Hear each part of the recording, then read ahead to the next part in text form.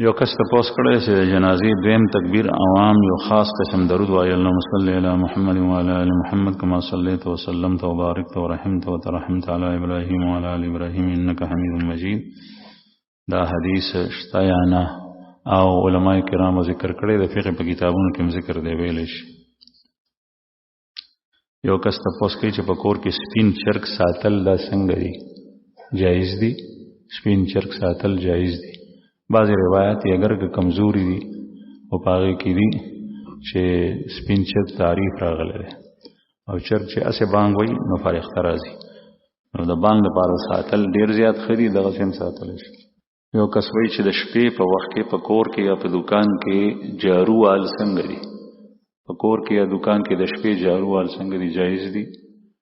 اسم مانع د په حدیثو کې او شریعت کې نشته.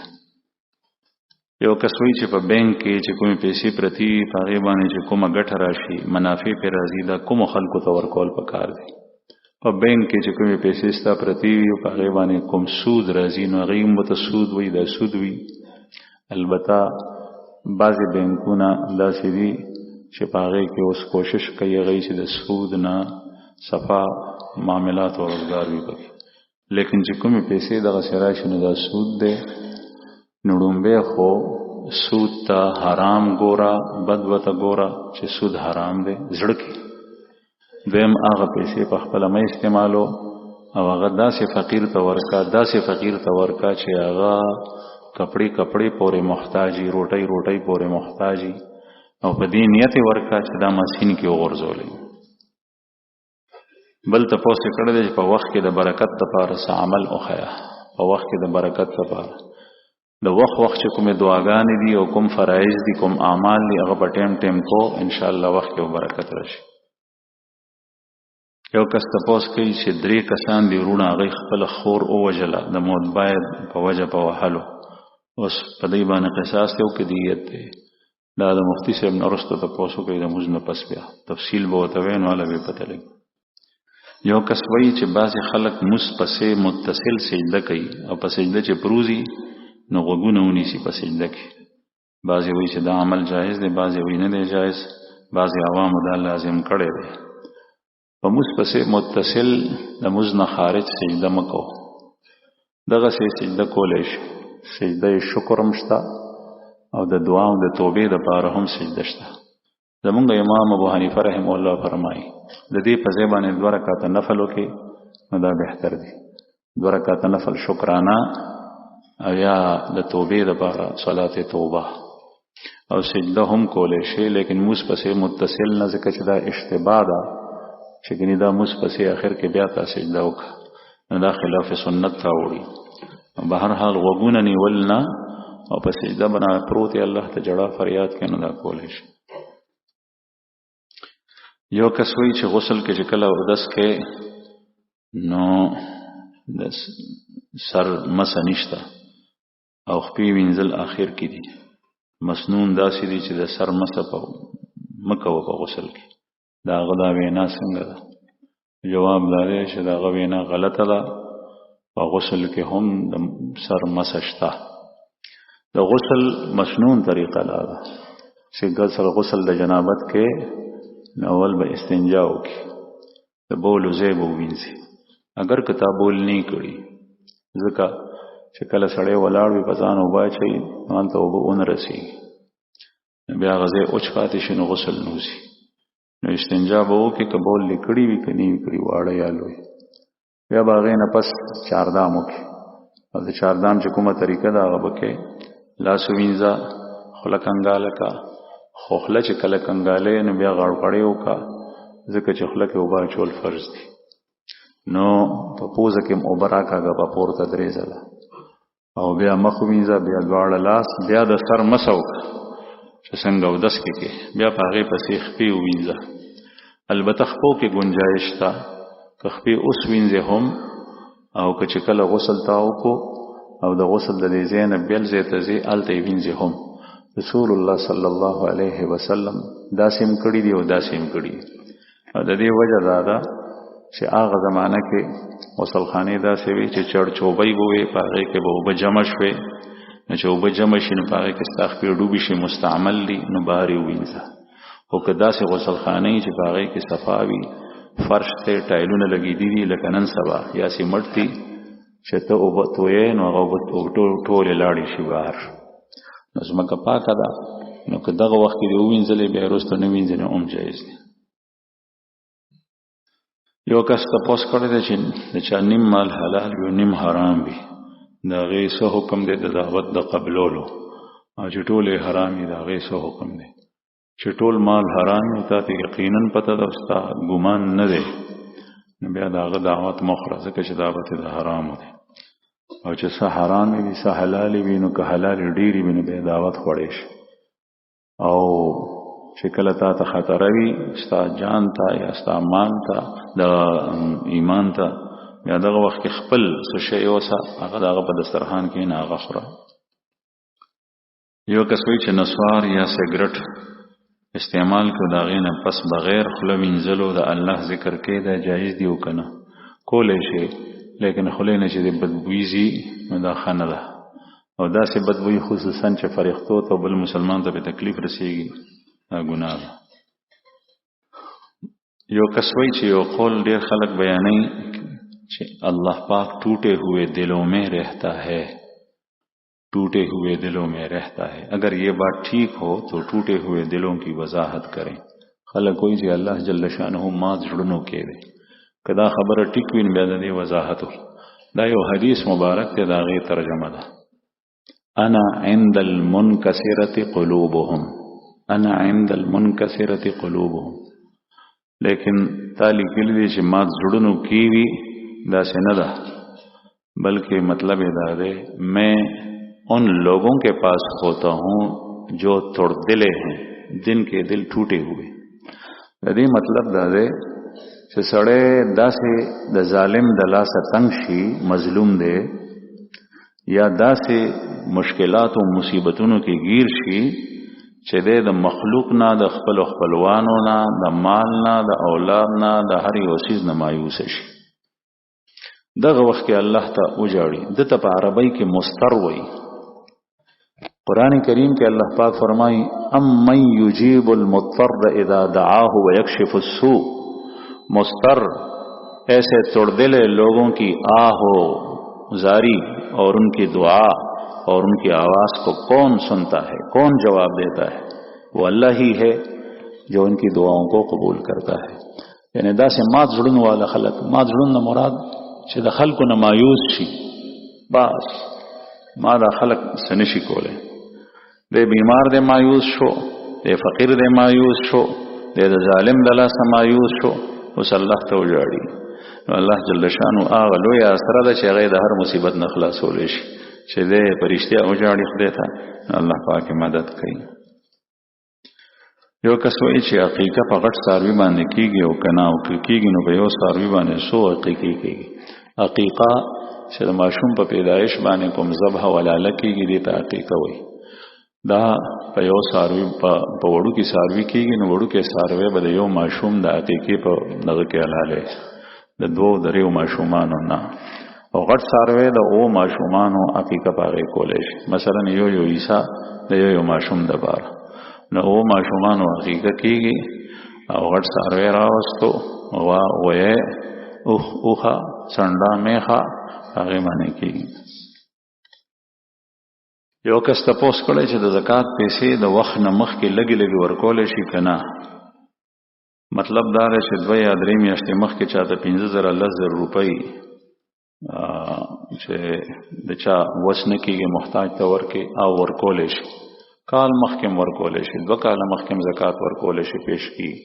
لږې لږې هم ورکولی شي، ټول هم ورکولی شي. خو دا حساب به ځان سره محفوظ ساتي، خو کوي حساب به نه کوي، بلکې ځان سره به نوټ کې. مثلا تا 15,000 روپۍ ورکولې، کال مخکې د شروع کا، چاته 10,000 چاته 15,000، دا ټول ځان سره په یو نوټ بک کې جمع کو. او چې کال د زکات برابر شو، بیا د ټول مال حساب وکا، زکات یې راوباسه، او بیا چې تا ورکړي د هغې مجموعي ته وګوره او زکات ته وګوره. مثلا زکات په تا باندې راځي 1 لاک، او تا چې ورکړي د هغه 50,000 دي، نو 50,000 در باندې نور هم شته دی، دا اوس ورکړه. او زکات چې کوم دی نو 1 لاک راځي او تا 1 لاک ورکړي دي نو زکات ته ټول ادا شوی دی، نور ورکول ته ضرورت نشته. یو کس تپوس کړی دی چې د سنتو یا د نفل موس په سجده کې سبحان ربی الاعلی په ځای نور دعاګانې ویلی شو کنه؟ مثلا دا دعاګانې ربي زدنی علما، یا اللهم اجرنی من النار، او دا په عربی کې څنګه وایو چې یا الله زما دا بیماری ښه کړي. نو په نفلو کې دا دعاګانې ویلی شي. امام ابو حنیفه رحمه الله په نفلو کې یادوي، خو هغه دعاګانې چې کوم رسول الله صلی الله علیه وسلم نه معصور دي، منقول دي، او هغه د احادیثو په کتابونو کې درج دي، او دا هغه اوس وخت نه دی، مختصر دی. غډېرې دعاګانې چې زه تاسو ټولې ووایم چې په رکوع کې دا ده، په سجده کې دا ده، د 2 سجدو ترمنځ دا ده، په قومه کې دا ده، دا نور ډېرې دعاګانې دا زده که نو هغه وایه. بعضې حضرات وایي چې په فرضو کې ویلی شي، او په دې کې دا اختلاف داسې د حرام او د ناجایز او د روا او د ناروا اختلاف نه دی، بلکې د بهتر اختلاف دی. امام صاحب وایي چې اولاد دا چې په فرضو کې نه وي، په نفلو کې وي، او بعضې حضرات وایي چې په فرض او نفلو دواړو کې ویلی شي. خو هغه دعاګانې چې کوم پیغمبر علیه السلام نه ثابتې دي، ځکه داسې دعاګانې چې ته خپل الفاظ وې نو کله په دې کې خطا راشي، هغې سره موږ ماتېږي، نو د هغې نه اجتناب کول پکار دی. یو کس تپوس کړی دی چې یو مسلمان په ورځ د قیامت کله د میزان څخه د هغه د نیکیو چابړې سپک وي او د ګناهونو چابړې درون وي، نو آیا دی به همیشه بد نصیب وي؟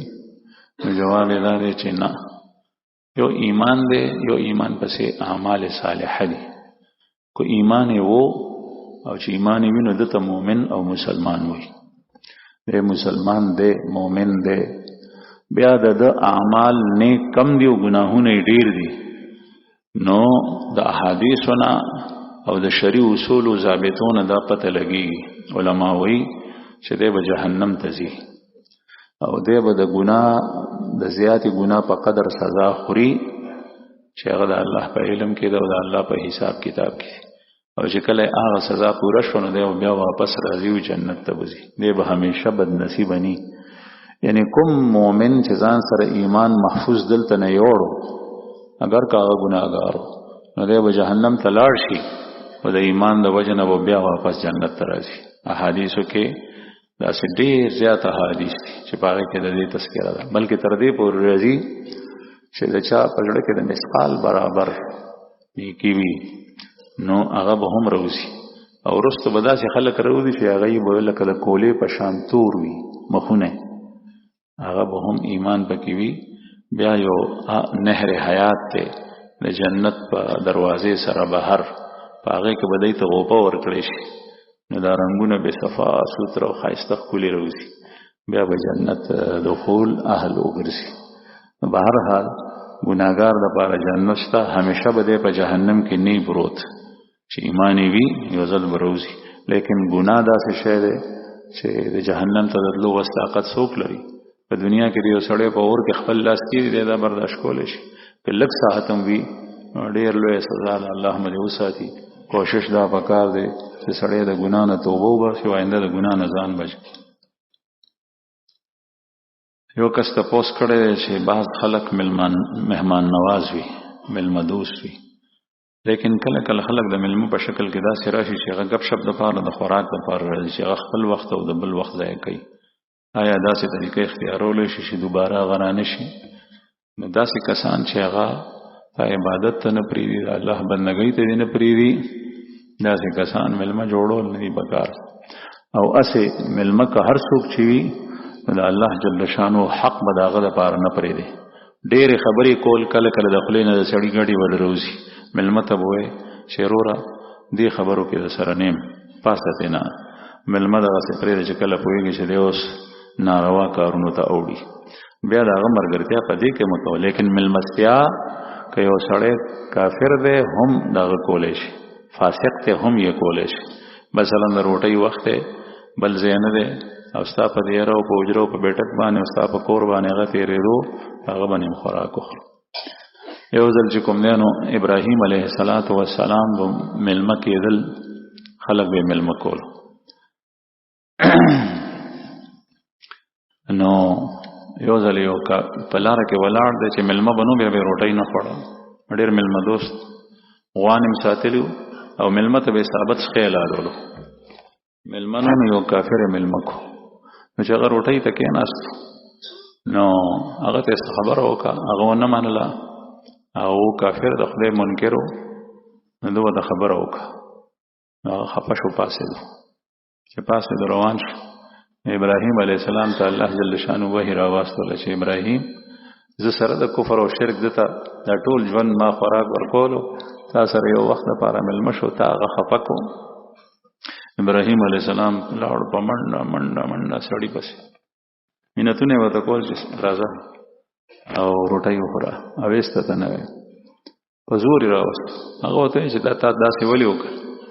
وایي ستا باره کې زه خپل رب ملامته کړم، ما ته یې وی چې ما ورته ورکوله، ما ورته څه نه وی، او تا یو وخت مېلمه کو، تا ورته خبرې وکړې، سړی دې خفه کو. هغه سړی مسلمان شو.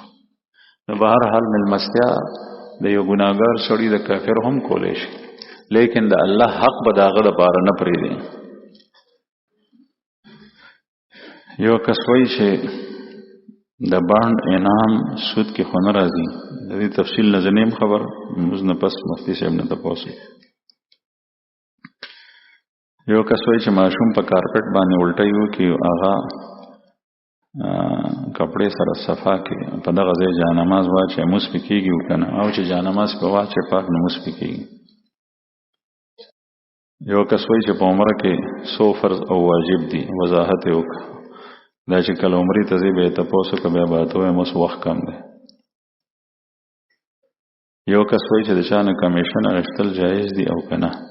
کمیشن اخیستل چې تا خدمت کړی، حق الخدمت ورته وایي، دا جایز دي، لیکن د هغې تفصیل دی چې تفصیل ته بیان کړي بیا به جواب وشي. بل تپوس یې کړی چې یو سړي ته په ټایم باندې گاډي ورکول، ټایم نه مراد به کېدی شي قرض وي، په قرض باندې گاډي ورکول او بیا دغه گاډي په نقد باندې خرڅول، په نقد باندې په هغه سړي باندې خرڅولی شي. مخکې په قرض ورکړی سودا شي وه، خو بیا سودا وکړي نو نقد نه بیا ټیک ده. لیکن که په ابتدا کې د دا ویلي چې که قرض دې راکړي او که نقد دی، خو که قرض وي نو بیا په دومره دی، او که نقد وي بیا په دومره دی وایي چې ټیک ده. که نقد مې درکړي نو بیا په نقد وي، او که قرض مجمله کې د سودا پرېښو نو دا سودا ټیک نه ده، بلکې دا به فاسد نه. یو کس تپوس کړی دی چې په کم عمرۍ کې ویښته سپین شي، نو مثلا د ګیرې او د سر ویښته سپین شي، هغه تورول څنګه دي؟ تور رنګ مور کو، او چې ګیره دې راغله نو کم عمري نه ده. کله کله داسې کېږي نن سبا چې په لږ عمر کې سپین ویښته شروع شي، داسې رنګ لګو چې خالص تور نی، هغه لګولی شي. دویم تپوس یې کړی دی چې زه سبحان الله وبحمده سبحان الله العظیم ورد ډیر کوم او ډیر زیات ویم. خلک وایي چې دا ته د ریا دپاره کوې، بیا زه په زړه کې کوم. نو سبحان الله وبحمده سبحان الله العظیم وایه، ډیر ډیر وایه. او که خلک درته وایي نو د خلکو پروا مه ساته، خو چې په پټه وایې نو زیات بهتر ده په نسبت د دې چې ته په جهر باندې وایې. کېدای شي چې د چا موزه، د چا نور عبادات او اعمال ورسره خطا شي. په پټه وایه چې ځان ته یې نو بیا په زور هم ویلی شي، خو په پټه باندې کو سبحان الله وبحمده سبحان الله العظیم زیات بهتر.